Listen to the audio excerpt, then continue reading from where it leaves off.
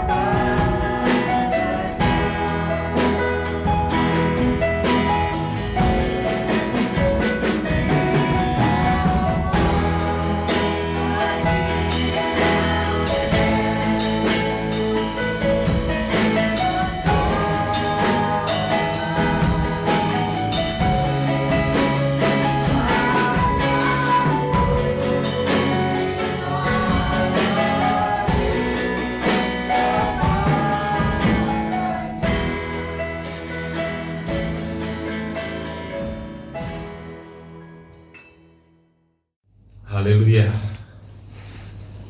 Puji nama Tuhan. Saya ucapkan selamat pagi. Salam sejahtera dalam kasih Tuhan kita Yesus Kristus.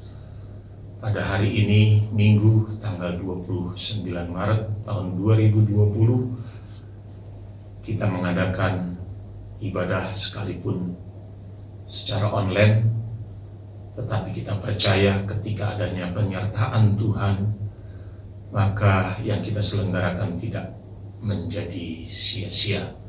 Secara khusus kepada jemaat yang ada di GPD Grising Cisalak, kiranya lewat ibadah ini kita merasakan berkat Tuhan, kita merasakan kasih Tuhan yang membuat kita bertambah dalam kehidupan rohani maupun dalam kehidupan iman kita kepada Tuhan. Yesus Tuhan yang kita muliakan, sekalipun tidak dapat dilihat secara kasat mata lahiriah ini, tapi kita percaya Dia selalu ada menyertai dalam kehidupan orang yang percaya kepadanya. Firman Allah, Yesus sendiri mengatakan, 2 orang saja bersekutu atas nama Yesus, Ia ada di tengah-tengah mereka. Dan saya percaya Yesus juga ada di tengah-tengah kehidupan kita.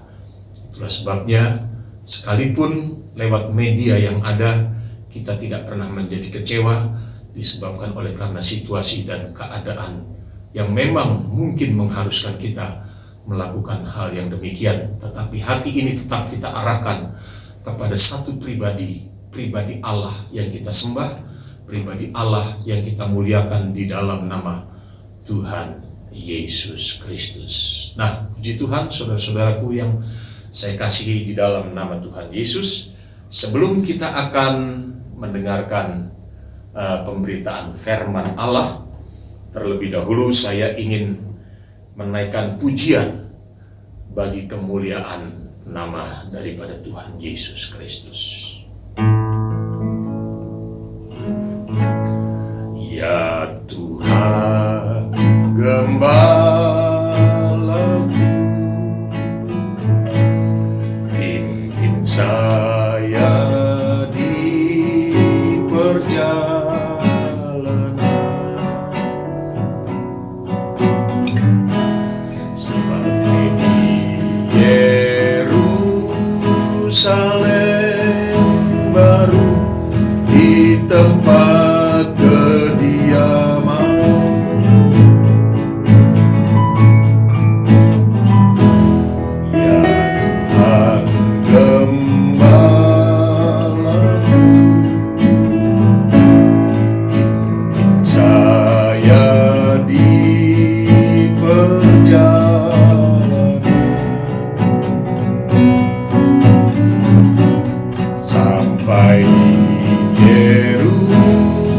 Yerusalem baru, di tempat kediaman.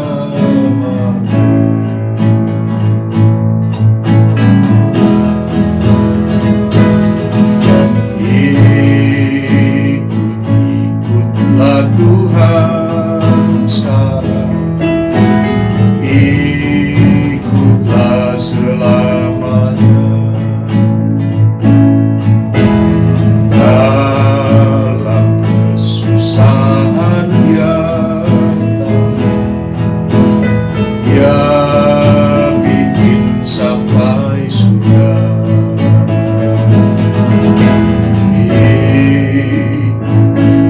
Ikutlah Tuhan sekarang, ikutlah selamanya.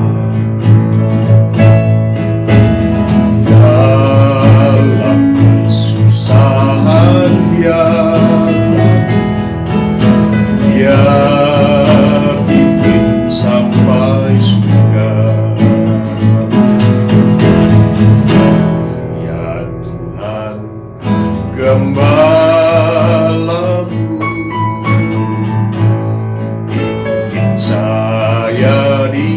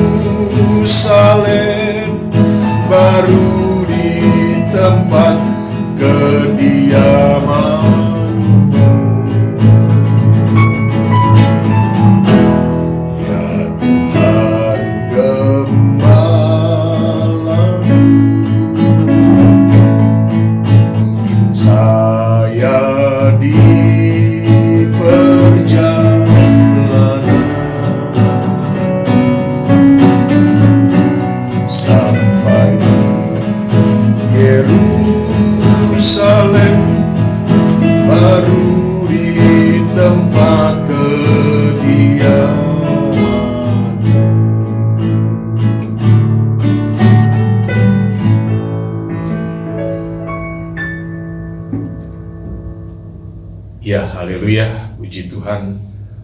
Saudara-saudara yang saya kasihi, di dalam nama Tuhan Yesus Kristus, biarlah lewat pujian yang kita sudah naikkan kehadiran Tuhan boleh menjadi berkat, menjadi kekuatan di dalam kehidupan kita, memberikan motivasi di dalam kehidupan kita, agar kita lebih serius lagi, lebih giat lagi dalam pengiringan kita kepada Yesus Tuhan sebagai juru selamat di dalam kehidupan kita. Menyadari keadaan yang terjadi di akhir-akhir ini yang perlu kita sikapi dengan arif dan bijaksana tentunya, sebagai umat manusia, khususnya sebagai orang yang percaya kepada Yesus sebagai Tuhan dan Juru Selamat. Wabah yang sementara melanda bukan saja di satu negara, tetapi ada banyak negara yang merasakan dampak daripada wabah virus corona yang sangat mencekam dan menakutkan, meneror kehidupan umat manusia. Bahkan di Indonesia sendiri juga tidak terkecuali juga dilanda. Menyikapi hal yang demikian tentunya, kepada siapa kita lari? Kekuatan manusia, intelektual manusia, kehebatan daripada manusia tidak dapat memberikan penyelesaian, tidak dapat memberikan rasa aman. Pemazmur mengatakan, "Kulayangkan mataku di gunung-gunung untuk mencari pertolongan." Ya, gunung berbicara tentang kekuatannya. Kekuatan baik itu secara finansial, kekuatan secara intelektual, kekuatan secara fisik tidak dapat menjamin kehidupan manusia untuk dapat memberikan perlindungan. Tetapi pemazmur mengatakan, perlindunganku hanya ada di dalam Tuhan. Perlindungan orang yang percaya kepada Tuhan hanya di dalam satu pribadi, yaitu pribadi Yesus Kristus. Tidak ada Allah lain yang sanggup memberikan perlindungan yang demikian. Keselamatan jiwa saja tidak ada Allah lain yang dapat memberikannya. Tidak ada siapapun juga yang dapat memberikannya. Hanya Yesus, keselamatan yang kekal. Apalagi keselamatan sementara kita berada di dalam dunia ini.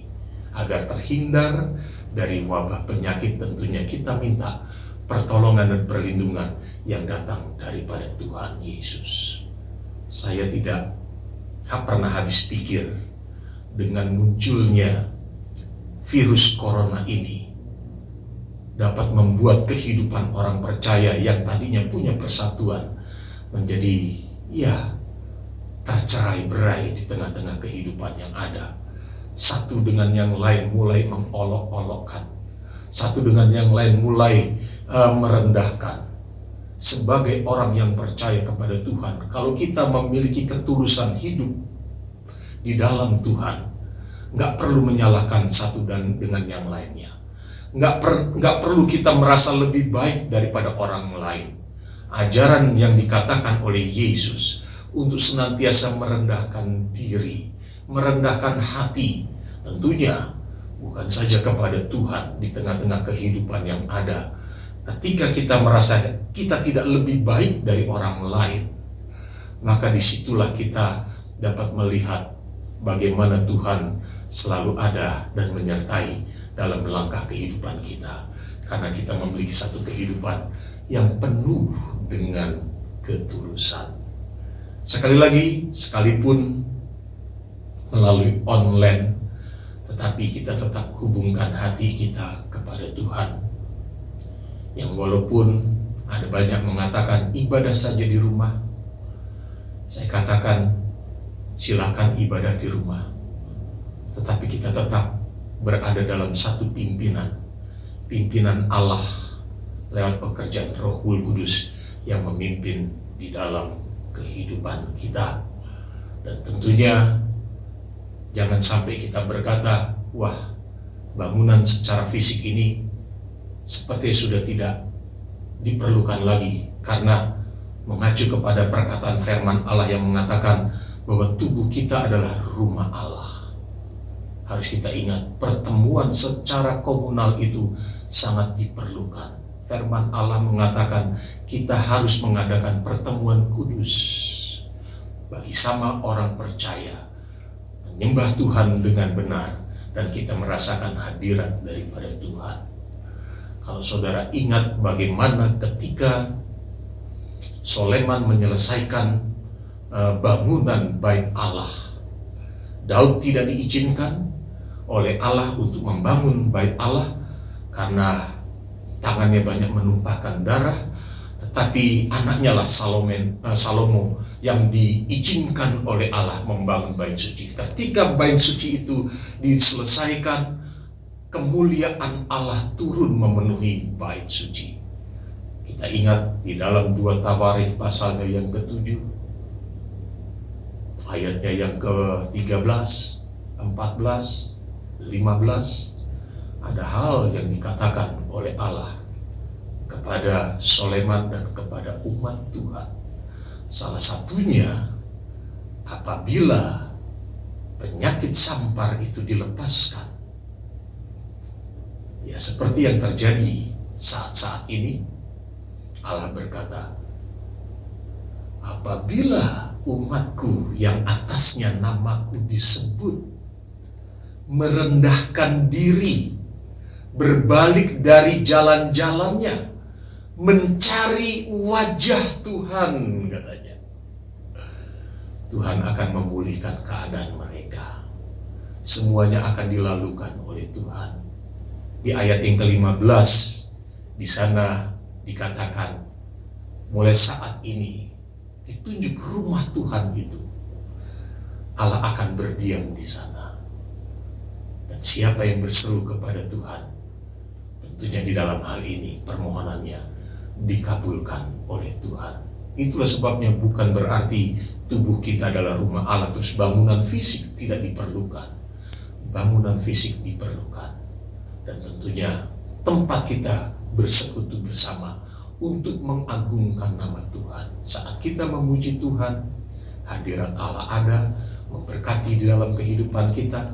Saat firman Allah ditaburkan, firman Allah itu memberikan kekuatan di dalam kehidupan kita. Saya akan bacakan beberapa ayat firman Allah yang terdapat di dalam buku Mazmur pasalnya yang ke-23, ayat pertama sampai dengan ayatnya yang ke-6. Satu pasal. Tuhan gembalaku yang baik. Mazmur Daud.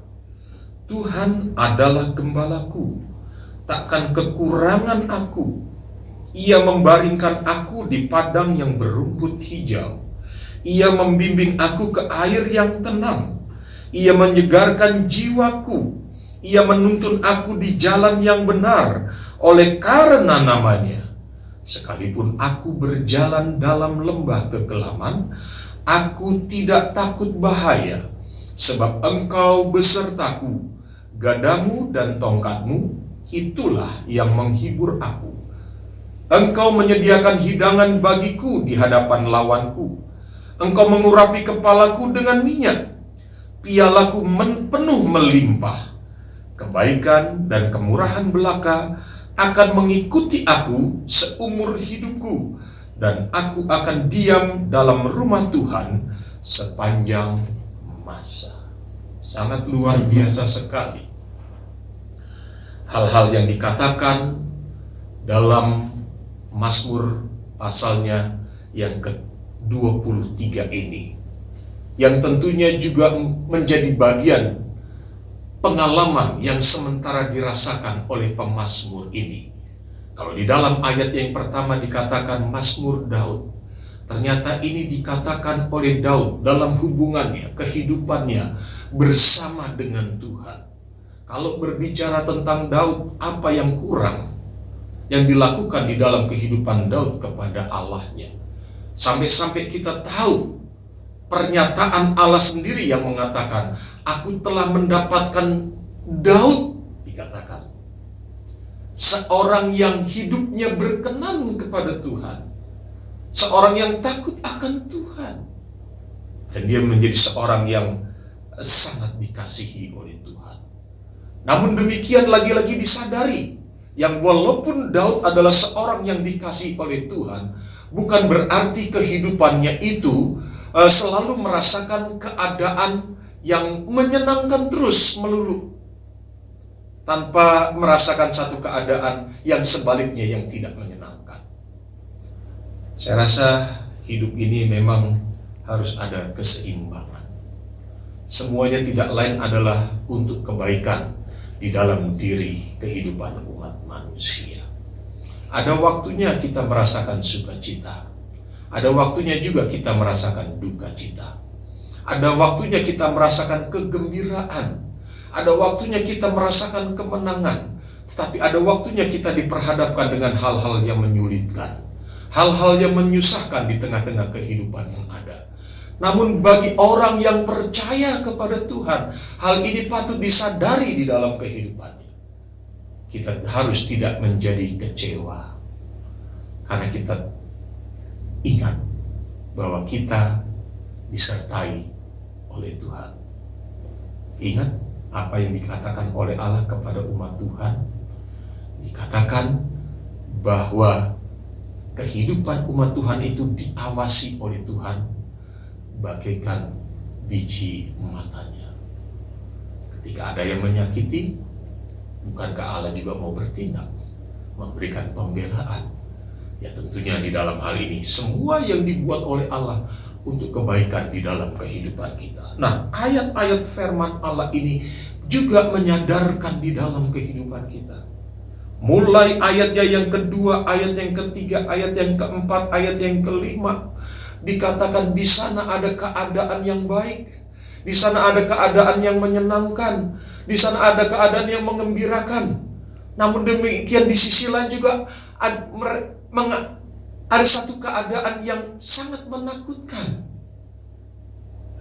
Ayat yang kedua dikatakan Tuhan membimbing di padang rumput hijau. Bukankah sesuatu yang menyenangkan? Ayat yang ketiga dikatakan menyegarkan jiwa, dituntun di jalan yang benar. Sangat luar biasa. Tapi di ayat yang keempat ada lembah kekelaman. Dalam terjemahan lain dikatakan lembah bayang-bayang maut. Sesuatu yang mengerikan. Bukankah di tengah-tengah situasi keadaan yang ada juga dapat membuat kehidupan seseorang menjadi takut dan gentar? Tapi apa yang dikatakan oleh pemazmur ini di ayat yang keempat? Dia tidak menjadi takut. Karena apa? Ada gada dan tongkat Tuhan.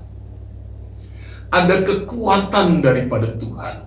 Ada firman dan roh Allah yang bekerja di dalam kehidupannya, memberikan kemenangan tentunya, memberikan keluputan, memberikan kelepasan. Sebab Allah yang kita muliakan bukan Allah yang mati, Dia adalah Allah yang hidup.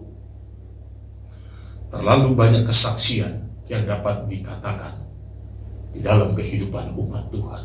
Terlalu banyak.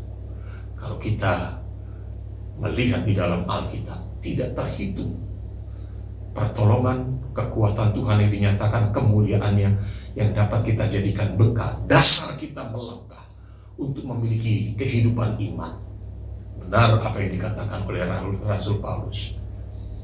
Hidup orang percaya itu berjalan bukan karena melihat, tetapi karena iman. Ya, memang kita harus sadari kualitas masing-masing orang percaya. Kualitas iman masing-masing orang percaya berbeda-beda.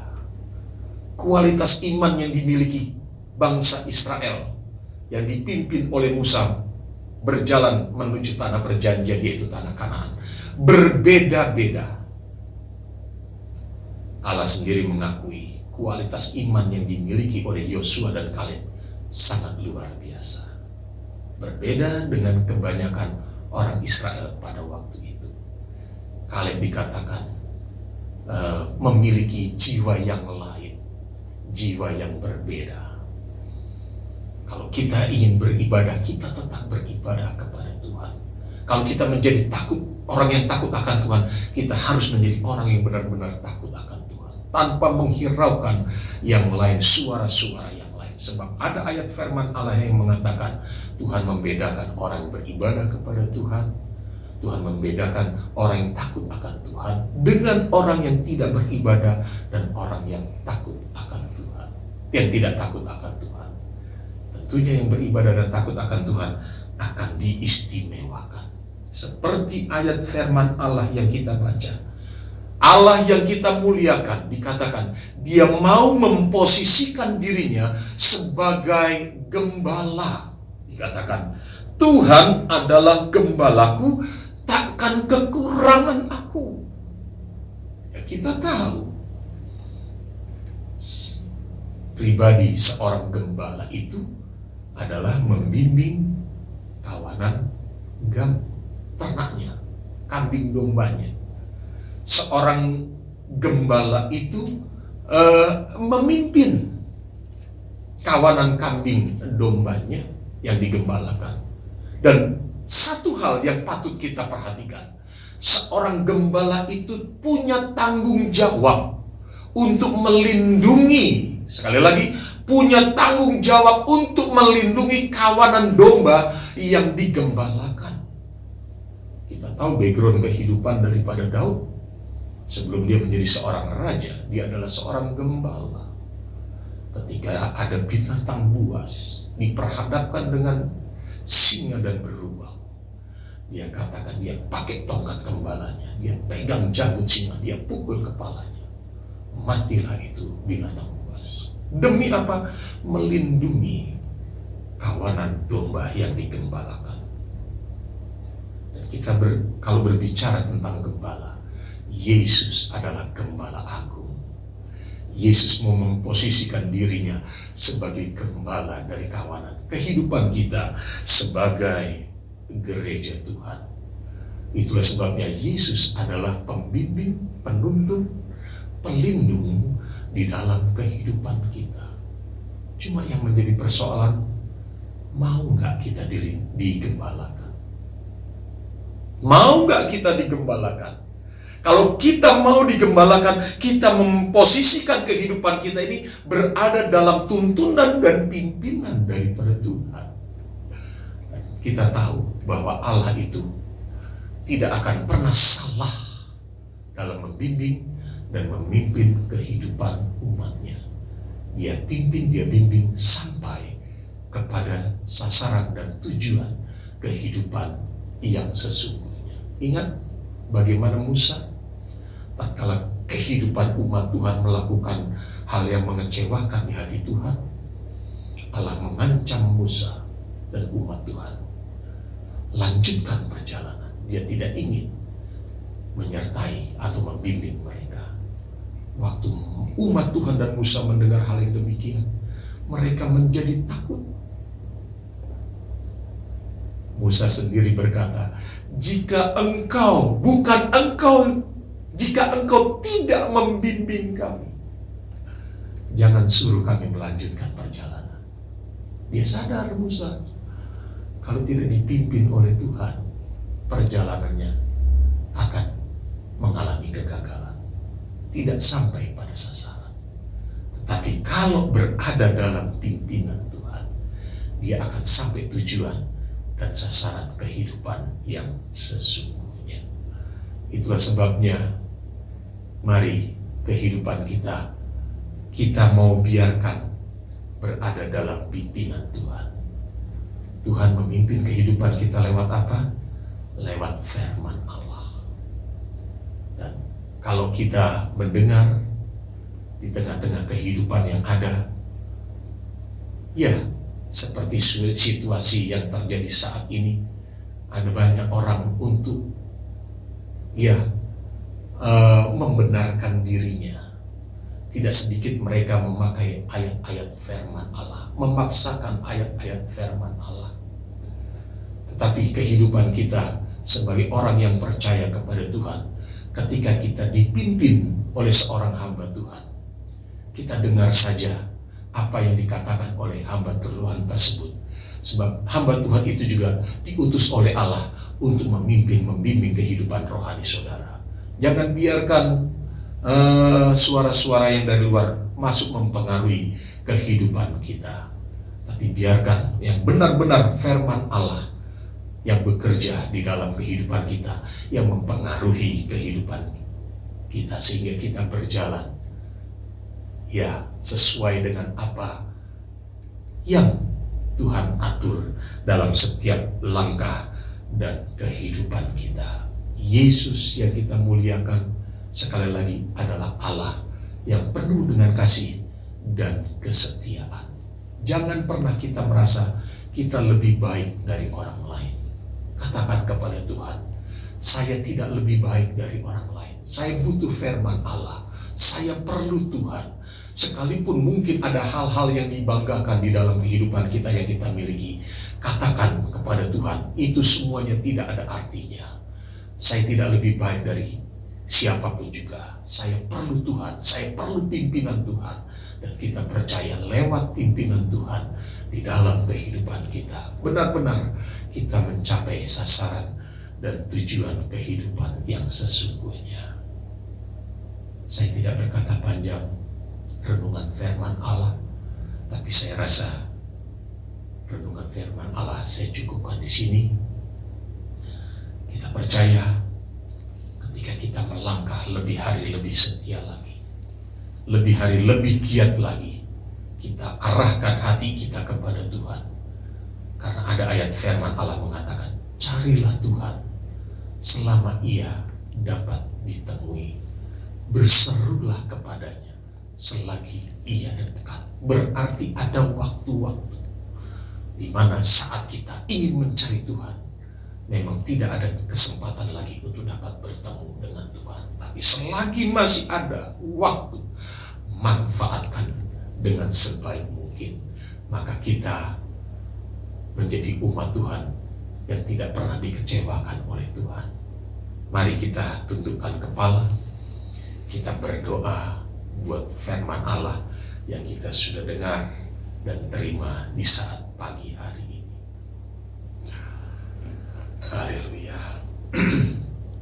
Bapa dalam surga yang kami kasihi di dalam nama Tuhan Yesus Kristus, kami bersyukur lagi kepadamu Tuhan, karena sampai saat pagi hari ini kami masih dapat mendengar kebenaran daripada firman Allah yang menjadi sumber kekuatan di dalam kehidupan kami, memotivasi kehidupan ini untuk melangkah lebih hari lebih maju lagi. Dalam segala hal kami dapat mengandalkan Tuhan. Dalam segala sesuatu kami selalu berharap kepada Tuhan Yesus, sebab Engkau yang kami tinggikan dan kami muliakan adalah pribadi Allah yang dapat diandalkan, yang dapat diharapkan di dalam kehidupan kami ini ya Tuhan Yesus. Itulah sebabnya kami menyerahkan segenap kehidupan kami ke dalam genggaman tangan kasih Tuhan. Atur langkah kehidupan kami ya Tuhan. Pimpin langkah kehidupan kami ya Tuhan, sehingga kami dapat berjalan seturut dengan kehendak-Mu. Segala sesuatu apa yang kami lakukan dan kami kerjakan boleh dapat menyenangkan akan hati-Mu. Terima kasih buat firman Allah yang kami sudah terima di pagi hari ini, yang memberikan kekuatan di dalam kehidupan kami. Kami berdoa buat seluruh sidang jemaat Tuhan yang ada di Cisalak ini, GPDI Gerisim Cisalak. Ya Tuhan Yesus, Engkau mengerti apa yang menjadi beban dan pergumulan di dalam kehidupan mereka. Satu perkara yang kami yakini, bahwa Tuhan Yesus yang kami muliakan adalah Allah yang tidak pernah tinggal diam, tapi mau campur tangan di dalam kehidupan sidang jemaat Tuhan yang ada. Lewat pembelaan daripada Tuhan, mereka boleh alami kemenangan, datang kepada kemenangan. Itulah sebabnya Tuhan menjamah bagi mereka yang mengalami sakit penyakit. Pulihkanlah kesehatannya, sebab Yesus Tuhan yang kami muliakan adalah tabib di atas segala tabib, dokter di atas segala dokter. Bagi Tuhan tidak ada satupun perkara yang mustahil. Bila Tuhan berkehendak, semua akan jadi sesuai dengan kehendak daripada Tuhan Yesus adanya. Terima kasih Tuhan, lewat jamahan tangan Tuhan, kesehatan boleh terjadi di dalam kehidupan sidang jemaat Tuhan yang ada tanpa ada terkecuali. Demikian pula di dalam kehidupan mereka, dalam setiap keperluan dan kebutuhan. Mari Tuhan, Engkau yang kami muliakan adalah Allah yang menjamin dan memelihara di dalam kehidupan kami. Semua keperluan dan kebutuhan hanya Tuhan Yesus saja yang mencukupi, agar supaya dalam kehidupan mereka semua bertambah hari, bertambah maju, bertambah setia, bertambah mengandalkan Tuhan dalam segala sesuatu. Bahwa Yesus Tuhan yang kami muliakan adalah Allah yang bertanggung jawab di dalam kehidupan kami ini. Terima kasih dan terima kasih Tuhan dalam menghadapi wabah penyakit sampar yang terjadi tengah-tengah kehidupan yang ada. Tuhan pagari sidang jemaat Tuhan yang ada. Tuhan Yesus menjadi pelindung kami. Tuhan Yesus menjadi perisai di dalam kehidupan kami. Mari Tuhan bungkus mereka semua dalam tutupan kuasa darah-Mu. Sebab kami tahu ketika kami dibungkus oleh darah Yesus, maka perlindungan yang sempurna menjadi bahagian di dalam kehidupan kami. Dan kehidupan ini kami boleh pakai untuk memuliakan dan mengagungkan nama daripada Tuhan Yesus adanya. Terima kasih dan terima kasih Tuhan. Kami berdoa juga buat bangsa dan negara kami. Muka bumi Nusantara ini yang sementara dilanda dengan penyakit sampar, berkemurahanlah di dalam kehidupan mereka. Berbelas kasihanlah ya Tuhan Yesus. Ampunilah pelanggaran, kesalahan mereka. Ampunilah keterbatasan yang ada di dalam kehidupan kami semua yang ada. Lewat pengampunan daripada Tuhan, maka kemurahan Tuhan boleh terjadi. Dilalukan dari segala penyakit sampar yang ada. Dan ketika kami boleh terbebas, terlepas dari segala bentuk penyakit sampar, kehidupan kami dapat kami boleh pakai untuk memuliakan dan mengagungkan nama daripada Tuhan Yesus adanya. Terima kasih dan terima kasih Tuhan. Kami yakin dan percaya di balik ini semua, kegerakan besar boleh terjadi, di mana keselamatan boleh terjadi di muka bumi Indonesia ini ya Tuhan. Terima kasih Tuhan, Tuhan menjamah pemerintahan yang ada, biar Tuhan karuniakan kepada mereka hati yang bijaksana, sehingga dapat memimpin bangsa dengan negara kami dengan baik, dan nama Tuhan boleh kami muliakan dan diagungkan. Bagi tangan-tangan medis maupun perawat, mereka yang merawat orang-orang yang sakit disebabkan oleh karena penyakit sampar, mari Tuhan tolong mereka semua, berikan kepada mereka hati yang bijaksana dalam melaksanakan tugas pelayanan mereka, sehingga dengan demikian yang mereka lakukan lewat adanya penyertaan Tuhan, banyak yang disembuhkan, banyak yang dipulihkan. Kami boleh bersuka cita kembali, dan kami boleh dapat kembali memuliakan, meninggikan dan mengagungkan nama Tuhan Yesus. Terima kasih Tuhan, tangan medis dan tangan perawat yang merawat, kami serahkan semuanya ke dalam genggaman tangan kasih Tuhan. Terima kasih dan terima kasih Tuhan. Kami yakin dan percaya di hari ini, di hari Minggu ini, kami boleh diberkati oleh Tuhan Yesus. Nama Tuhan kami muliakan. Terima kasih Tuhan, segala sesuatu yang kami sudah serahkan ke dalam tangan-Mu, dan kami alaskan doa ini di dalam satu nama, yaitu dalam nama Tuhan Yesus Kristus kami sudah berdoa. Haleluya. Kami memuji kebesaran-Mu, ajaib Tuhan, ajaib Tuhan. Kami memuji kebesaran-Mu,